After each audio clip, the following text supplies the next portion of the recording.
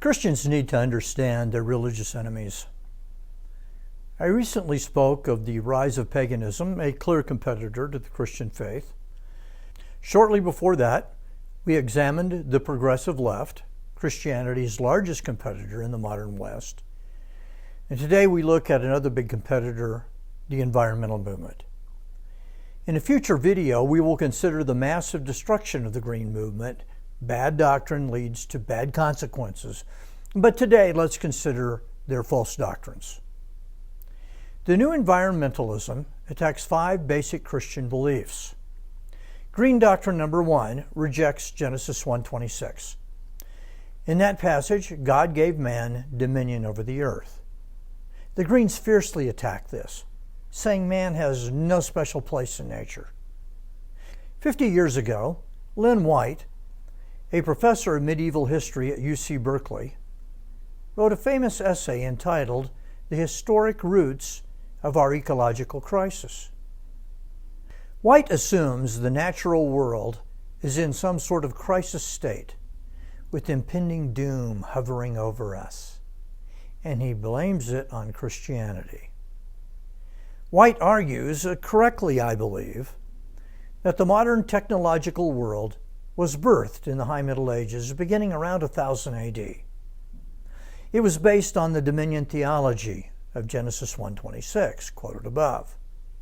It was here that the scientific and industrial revolutions got their start.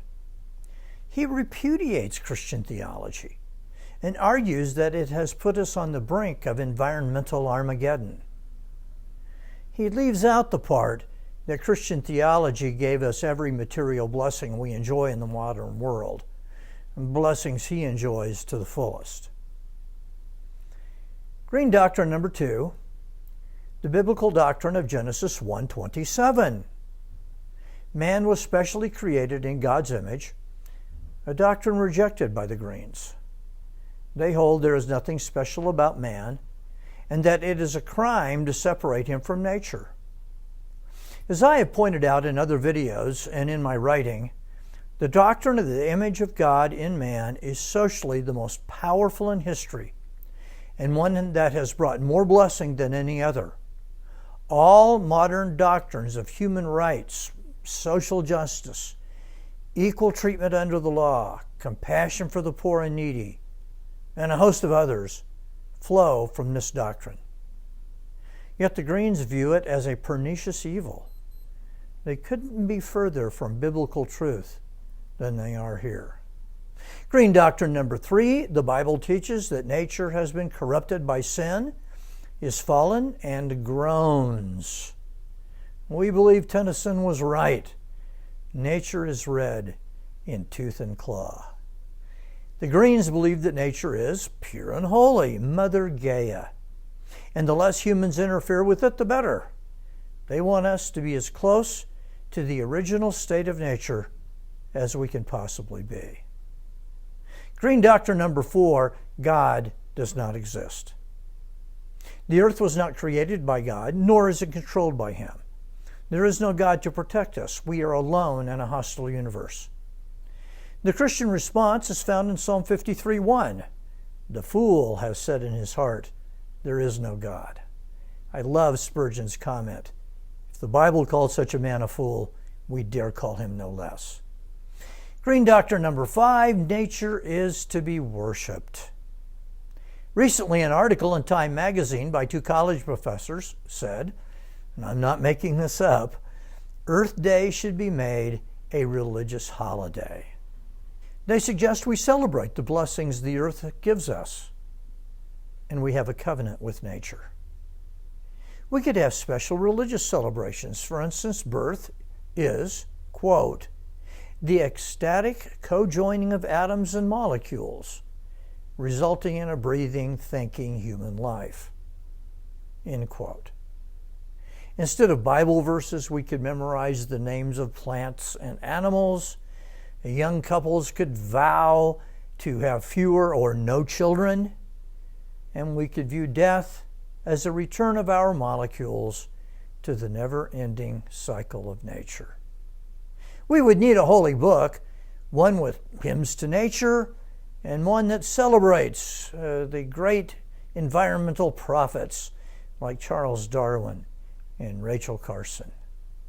Quote, "We must make nature central to our belief system, with Earth Day or any number of Earth-focused ceremonial days serving as regular reminders of what we owe our planet." End quote. Nothing here about what we owe our God. The Greens shout curses at the world instead of being thankful for their blessings. The deepest sin of environmentalism is ingratitude. In Romans 1:20, the Apostle Paul says, "The downward spiral of the human race begins when men fail to thank God." We are awash in blessings in the modern world, and the Greens hold those blessings in contempt while enjoying every one of them. The most controversial statement I ever made at the University of Colorado was about the environment. I told my students, quote, "You live in the safest and best environment in the history of mankind," end quote. Students recoiled at the statement. What did I mean? Just this: the physical environment you live in has less ability to kill you than at any time in the history of the human race. And be assured, one of the great challenges the human race has always had is to keep the environment from killing us. We derive more blessing from the environment than at any time ever before in history, thanks to the technological and scientific revolutions brought on by Christian theology.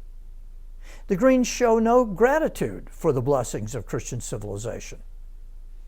It is the mindset of the adolescent who eats dad's food, drives dad's car, lives in dad's house, and then goes to school and trashes the old man. May God deliver us from this. The only hope is Jesus Christ.